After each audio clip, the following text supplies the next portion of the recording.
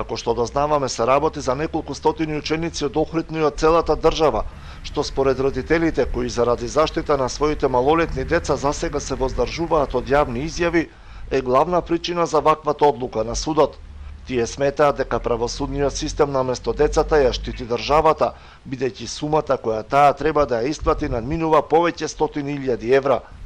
Туженото Министерство за образование за случајот вината ја фрла на организаторот на надпреварот, Сојузот на математичари на Македонија, бидејќи не бил акредитиран за организирање на меѓународен надпревар Кенгур, што е услов за исплата на ветената парична награда, како и дека не станува збор за надпревар, туку за игра. Ова игра е со цел да привлече максимален број на ученици, без при тоа да има каква било национална селекција на учесниците. Министерството за образование и наука ги извести сите кои имаа поднесено барање за исплата на парична награда за прво место на Кенгур, дека не се исполнети условите за доделување на парична награда.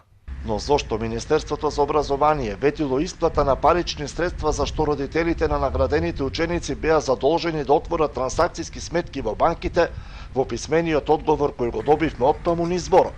Од Сојузот на математичари пак не чувствуваат одговорност за настанатата ситуација поврзана со надпреварот Кенгур, бидејќи конкурсот за финансиска награда поизнесуваше околу 7.000 денари по ученик за освоено прво, второ или трето место, го распишало Министерството за образование. Што се однесува до делот финансиска награда, СММ нема пропишано јавен оглас за доделување на такви средства. Правилото е дека тој кој распишал конкурс, тој мора и да додели средства или награди по било кој основ.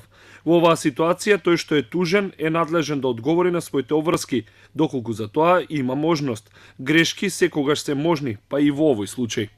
Родителите на учениците кои останаа без ветената финансиска награда од државата и од кои таа сега побарува судски трошоци, најавија дека случајот ќе го тераат до крај и дека правдата ќе ја бараат пред меѓународниот суд во Страсбур.